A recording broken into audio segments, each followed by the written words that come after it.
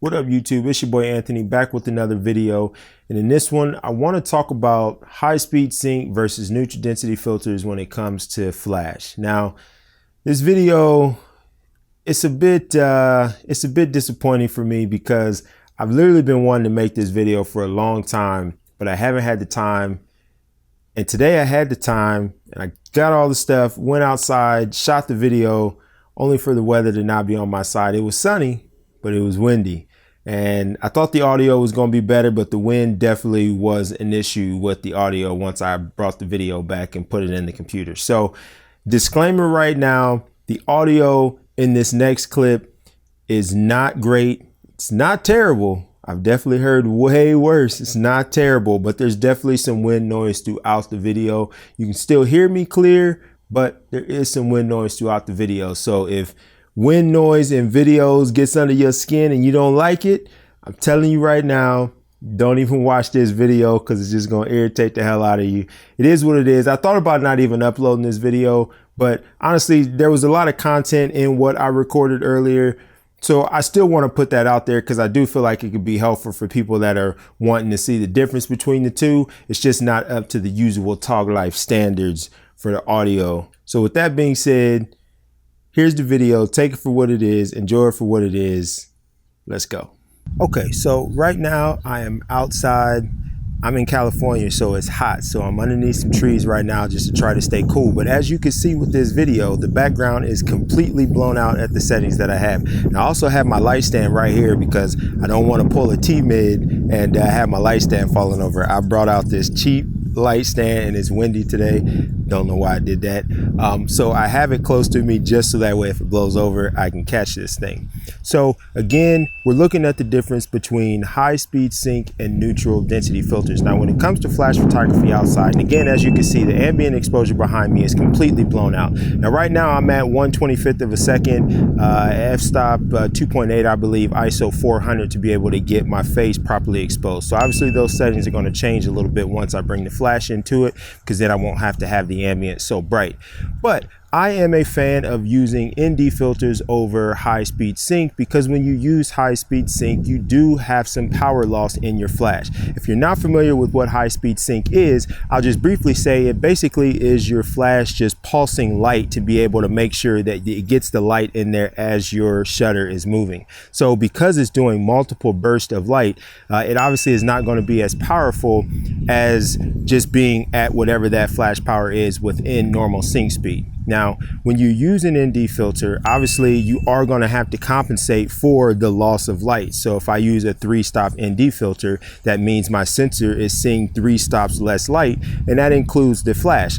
So if I'm shooting at 1/8 power, if I put an ND filter on there, I am going to have to increase that flash to 1/1 or full power to be able to compensate for that power loss.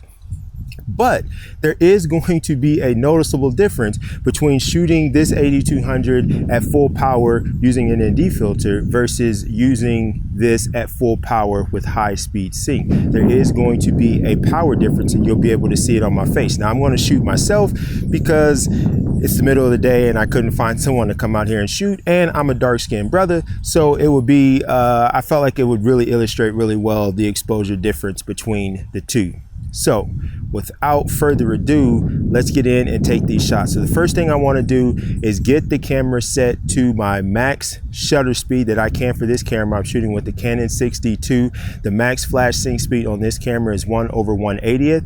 So I'm going to set it to 1/180th. I'm going to keep the f-stop at f2.8 because not again, because I didn't say this yet, but typically the reason that you're using high speed sync is because you want to shoot with a wide open or a larger f-stop. So of course I could shoot at 1/80th of a second and just change my aperture to be however narrow it needs to be to get the exposure. Yep, I knew it was going to happen eventually.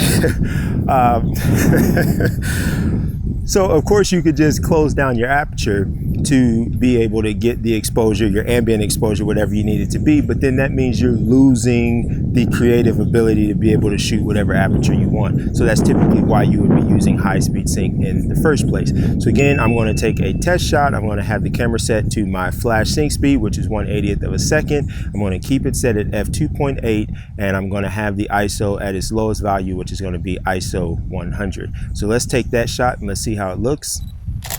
Okay, so as you can see, the exposure on me is perfect. It's spot on, but the ambient, the background, is way overexposed. So we need to do something about that. So the first thing we're going to do is we're going to do high speed sync, and we're going to get the shutter speed up to where it needs to be. Now again, the flash power was on 1/8 power for that last shot.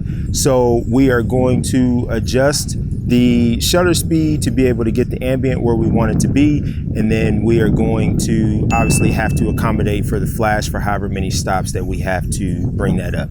So let's do that and take another shot with high speed sync. Okay, so as you can see, clearly I was underexposed in that shot. So although the ambient exposure looked good, the exposure on me was not good. Now I increased my camera shutter speed to 1600, which was the equivalent of about 3 stops. So I was at 1/180th, which you can't even get that on the camera. So let's just say 1/200. So I went 400, 800, 1600. So I went up 3 stops. So the shutter speed was on 1/1600th of a second. So then I brought the flash up from 1/8 power to 1/1 or full power. And as you can see, there was not enough light hitting me. So now we're going to put the ND filter on. We're going to drop that exposure back down to 1/180th of a second. I'll even put it on 200th of a second, since that's what I use for the high speed sync. So we'll bring the shutter speed down to 1/200th of a second, put a 3-stop ND filter, which is going to be the equivalent. This is still going to be on full flash power. And then we're going to take that shot and let's see how that looks.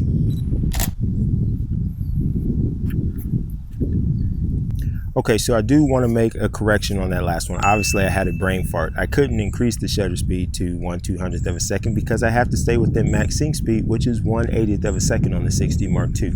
So to accommodate for that slight difference, since I had it set to 200 when I was doing high speed sync, or I accounted for it at 200 when I moved up 3 stops with the high speed sync, I increased the f-stop from f2.8 to f3.2 to be able to account for that little difference.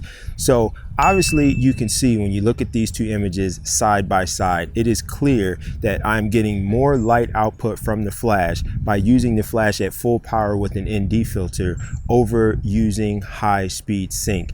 And you've probably heard it before, and I really wanted to do this video just to illustrate that although high speed sync is a convenient way to be able to push past your max flash sync speed, you do lose power in the process, because again, when you're using high speed sync, that flash is just doing multiple bursts to try to get that light in between the faster shutter speed than what the camera can really handle. So obviously that light, that flash, that strobe cannot recycle that fast to be able to give you full power every time it does that burst of light. So you are losing some light output. Now, of course, the argument is, well, high speed sync is a lot more convenient. It's cumbersome to use ND filters. And I can see that argument. Sometimes it can be. If you're doing a situation where it's run and gun, or you're moving to a bunch of different locations and you need a faster shutter speed in one location but not in the other, putting on and taking off ND filters can be cumbersome.